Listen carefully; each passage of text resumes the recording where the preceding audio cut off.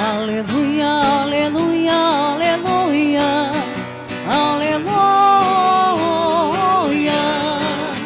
aleluia, aleluia, aleluia, aleluia.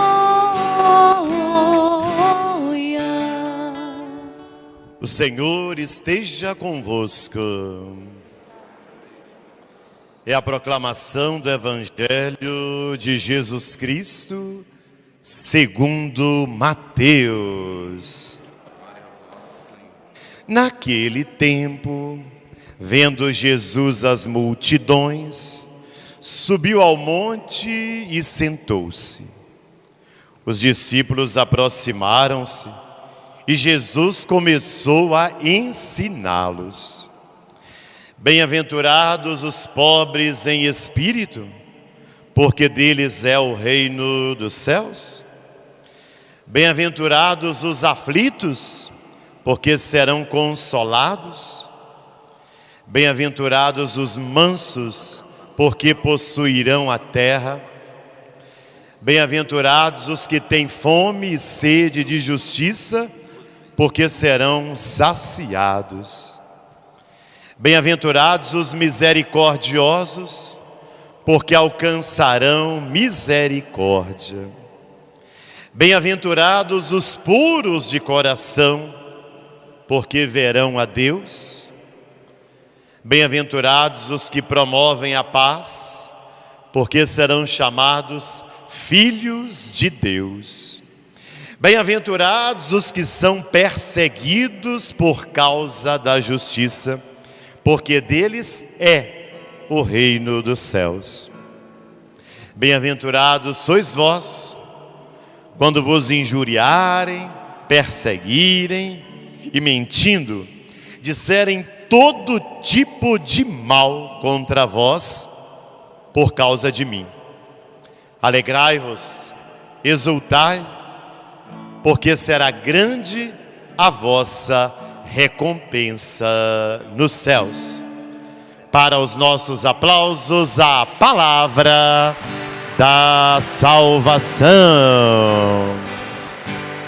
Os santos ou nada mais Queremos ser os santos ou nada, os santos ou nada.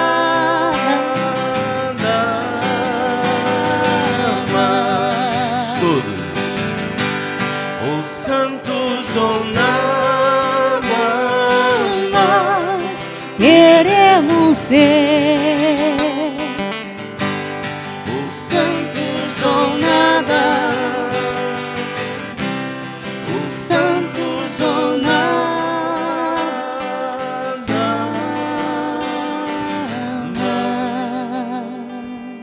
Queridos irmãos, queridas irmãs, a Igreja Católica celebra nesse domingo a solenidade de todos os santos e santas. Talvez você se pergunte, mas padre, não já celebramos no dia 1º? Trata-se de comida requentada? E eu digo, não, meu irmão, não, minha irmã. Embora tradicionalmente o dia 1º seja o dia dedicado a essa festa, como ele caiu em dia de semana, numa segunda-feira, a igreja transfere para o 1º domingo, o domingo mais próximo, para que a igreja reunida possa celebrar uma festa tão significativa. Então esta é a razão de nós estarmos celebrando hoje, domingo, e não no dia 1º, essa festa.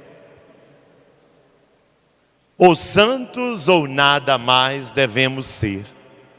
Pode ser o refrão que marca esta festa.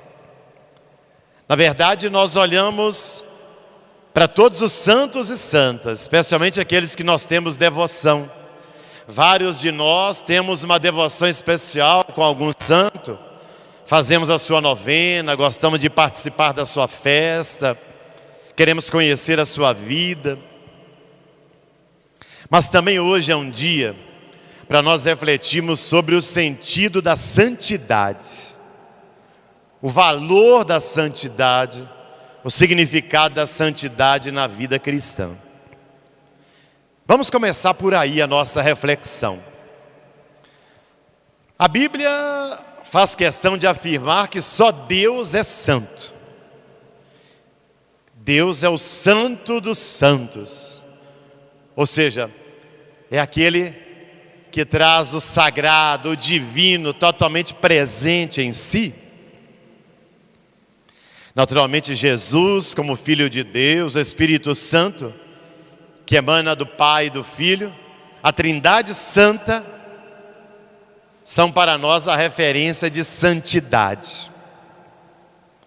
De forma que, na missa, quando nós rezamos o Glória, nós sempre dizemos: só vós sois o Santo, só vós sois o Senhor. Ou quando nós cantamos o Santo, antes, ali no início da oração eucarística, antes da consagração, nós dizemos: Santo, Santo, Santo é o Senhor Deus do universo. Ou seja, só Deus é santo. Como é que nós podemos alcançar essa santidade? E aqui vem um traço muito interessante das leituras de hoje. Porque se só Deus é santo, a nossa santidade humana, ela só pode acontecer à medida que nós estamos mergulhados em Deus, ligados em Deus, na intimidade com Deus. Numa comparação mais simples para você entender, se você tem um aparelho na sua casa que necessita de energia elétrica, enquanto a tomada não foi conectada na energia, você pode mexer, o aparelho não está ligado. À medida que você conecta a tomada na energia elétrica, o aparelho começa a funcionar. Ele está devidamente energizado. A santidade funciona também assim. À medida que nós nos conectamos em Deus, que é todo santo, nós participamos da santidade de Deus e provamos essa santidade. Ou seja, ninguém é santo por si mesmo. E a santidade não é uma conquista pessoal, alguma coisa que, se eu seguir determinados preceitos e orientações, eu vou conseguir. Se eu seguir determinados exercícios, eu, por minha força, por minha vontade, por meu esforço, eu vou conseguir. Não. A minha santidade humana, ela é participação na santidade de Deus, que é todo santo. Portanto, o que é ser santo? Agora ficou fácil de entender. E tirar algumas ideias equivocadas que existem ainda em nosso meio. Tem muita gente que acha que santo é uma pessoa meio exótica, esquisita, excêntrica, solitária, diferentona. Não. O que é ser santo? Santo e santa são aquelas pessoas que buscam viver o projeto de Deus na sua vida, simples, tranquilo e fácil. Santo e santa é aquela pessoa que, mergulhada em Deus, busca viver o projeto dele, a vontade dele, a palavra dele, os mandamentos dele. Não é quem fica na igreja o dia inteiro, ou quem reza o terço o dia inteiro. Não. Santos são pessoas profundamente humanas. Quanto mais cada um de nós vive a sua humanidade, mais santidade nós temos. A santidade não nega a nossa humanidade, pelo contrário, potencializa. Nós não temos que deixar de ser gente, deixar de ser humanos para sermos santos, não. É justamente o contrário. Quanto mais humanos nós formos, com tudo aquilo que nós entendemos que é do humano, da comunhão, do amor, da busca da paz, da solidariedade, da caridade, mais divinos nos tornamos, portanto, mais santos também nos tornamos. Essa é a nossa vocação. A santidade não é uma busca de um perfeccionismo, como tantos do nosso meio, que no excesso de perfeccionismo são extremamente exigentes, rígidos, severos consigo mesmo e com os outros. Não, a santidade não trilha o caminho do perfeccionismo. A santidade não trilha o caminho da autossuficiência, da autocentração, e nem um cumprimento virtuoso de leis e de regras. Não. A santidade é uma maneira original de viver o amor. Porque Deus é amor. Se tem um milagre que todo santo precisa fazer, é esse: amar. Que é o grande milagre da vida humana. Para ser santo, não é necessário que a pessoa a cada dia faça 3 milagres. Não.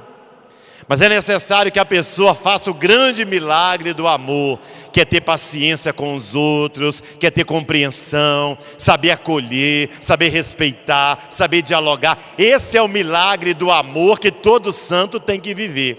E quanto mais ele vive esse milagre, mais Deus vai ter na sua vida, porque Deus é amor.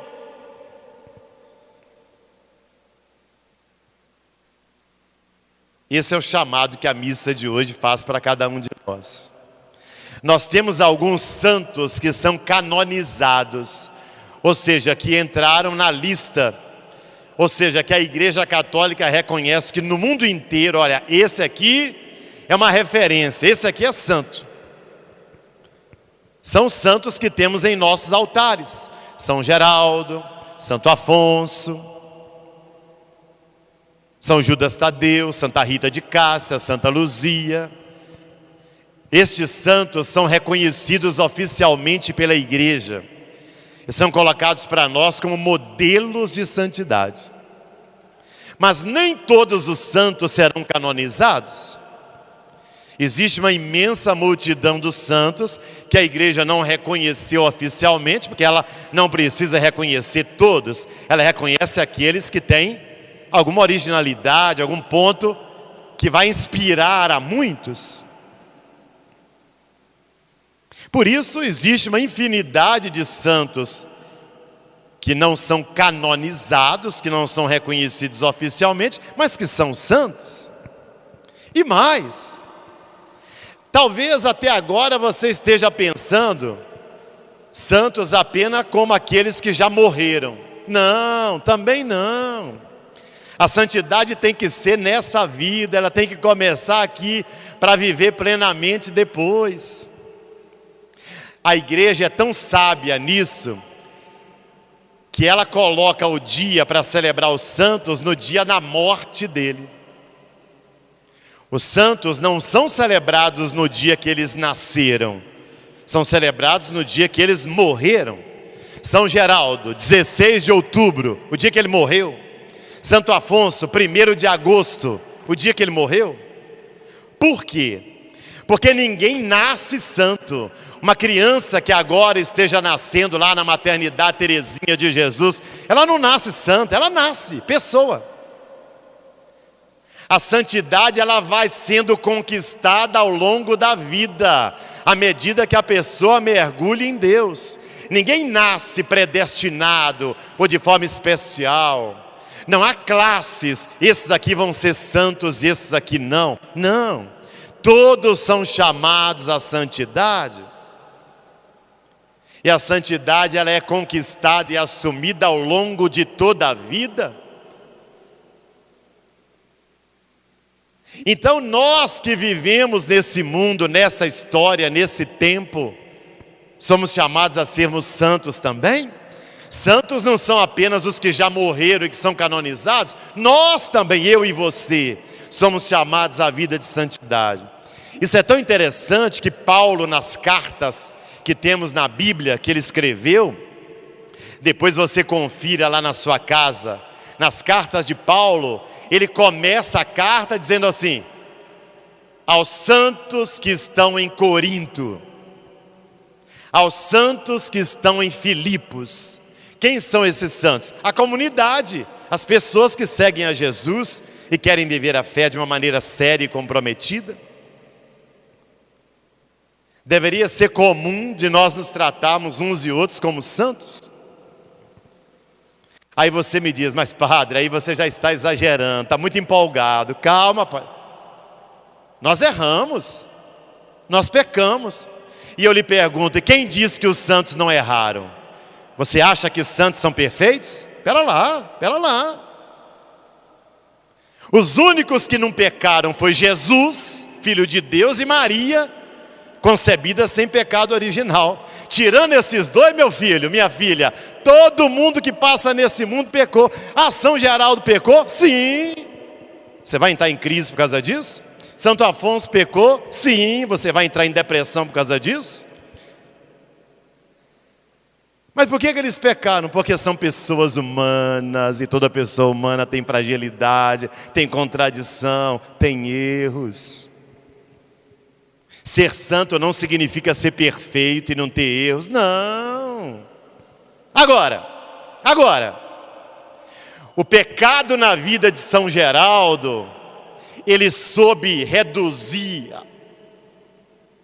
a algo tão pequeno, tão ínfimo, de forma que a graça de Deus é que tomou conta da vida dele. Então os santos pecaram? Sim, pecaram. Mas o pecado na vida do santo é tão insignificante que não foi o pecado que dinamizou a vida dele. Pelo contrário, foi a graça de Deus, foi o amor de Deus, foi a palavra de Deus.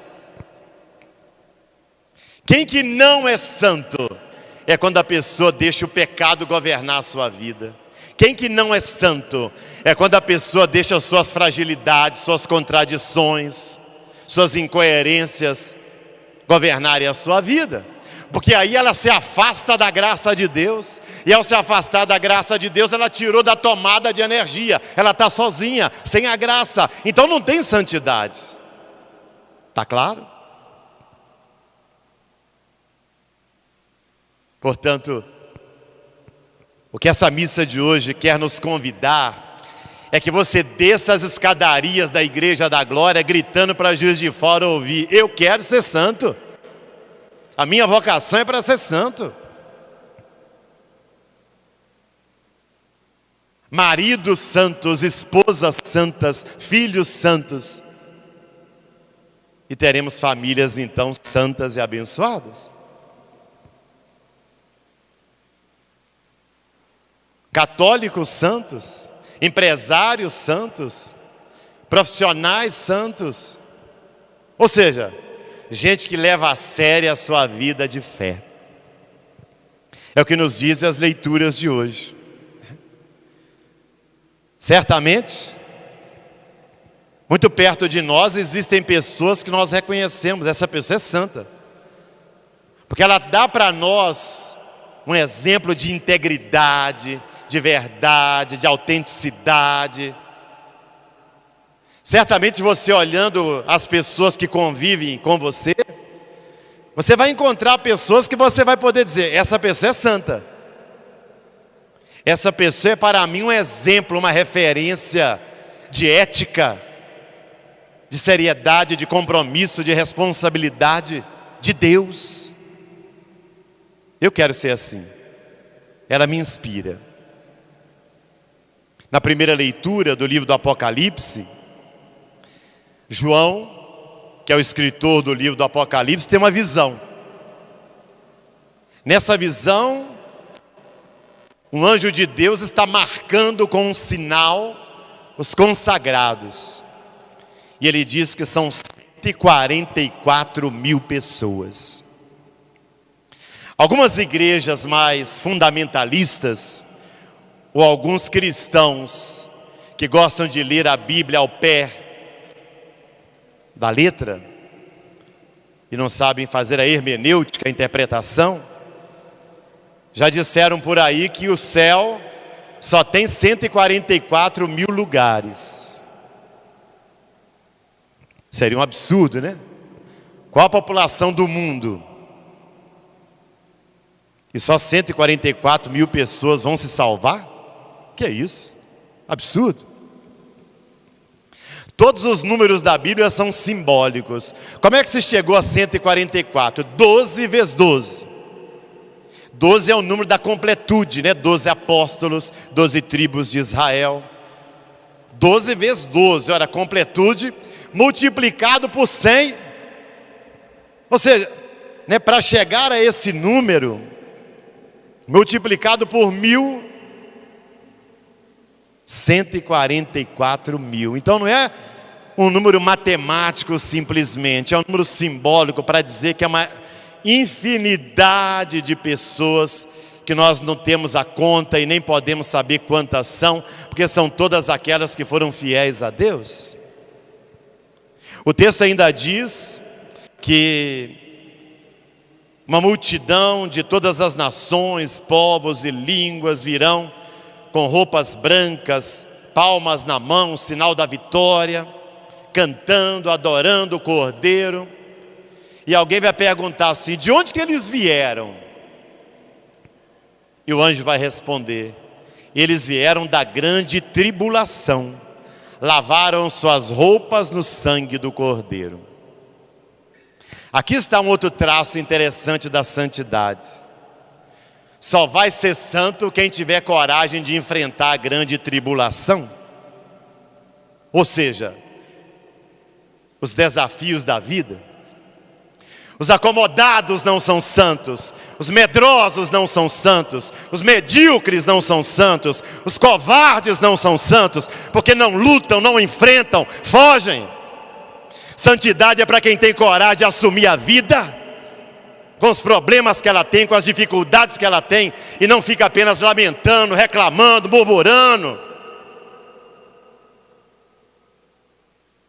Santidade é para quem tem coragem de enfrentar as tribulações e sabe que pode confiar em Deus e não se faz de vítima nem de coitadinho na vida, mas se coloca em pé para enfrentar os desafios que se colocam.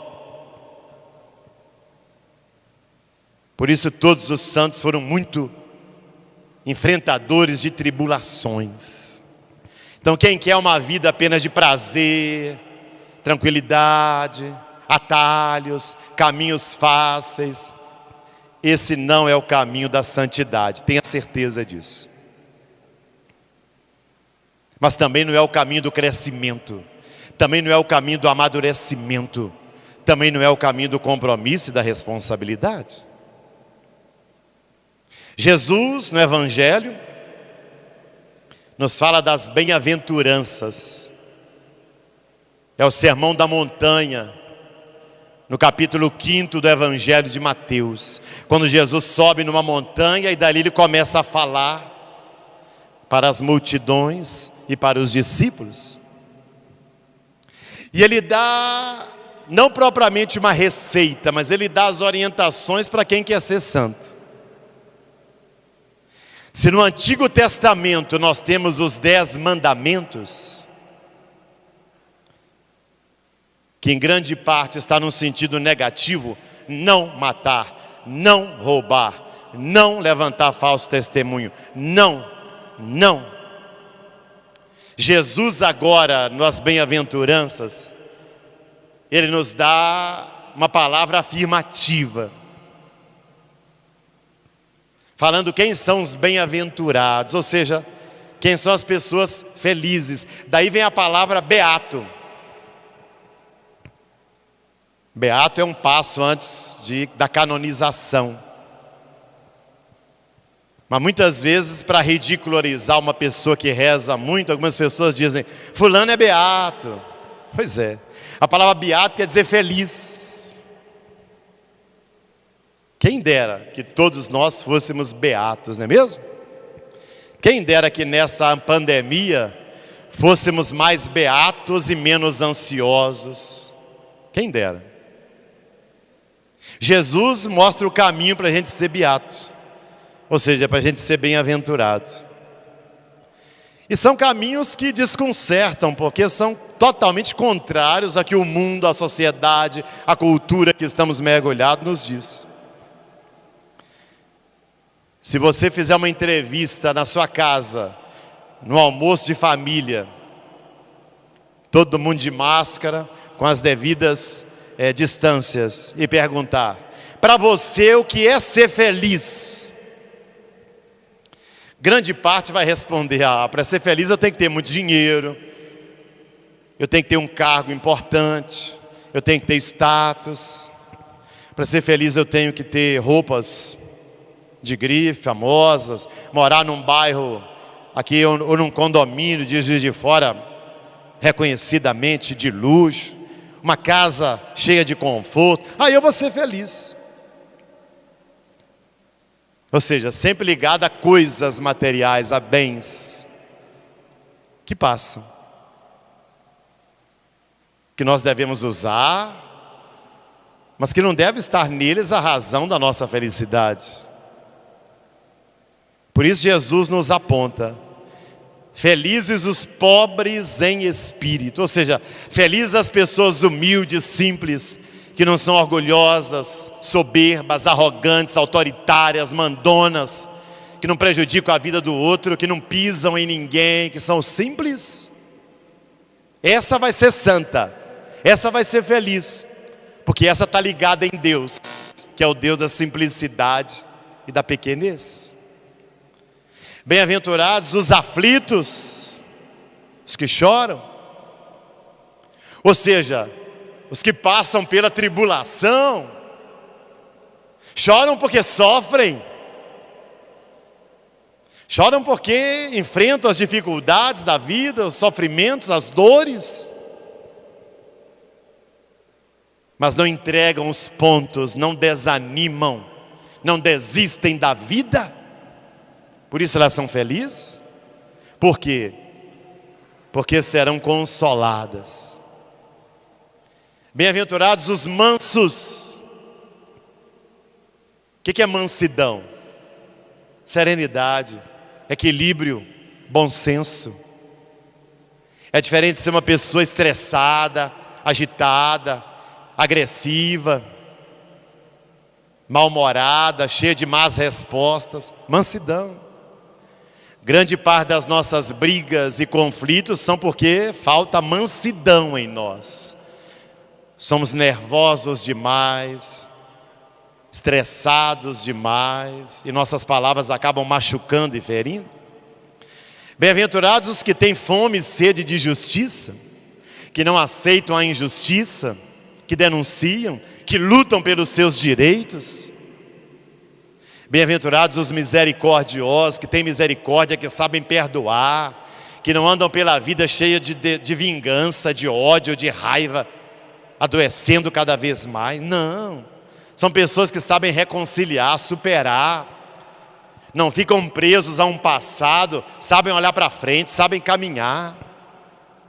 Bem-aventurados os puros de coração, gente que não tem maldade no coração para os outros, que não deseja o mal, que não gasta a vida fazendo fofoca, nem fazendo julgamento da vida alheia. Não é gente medíocre, pequena, não. É gente que tem pureza de coração, transparente, clara, verdadeira, autêntica, sincera, honesta.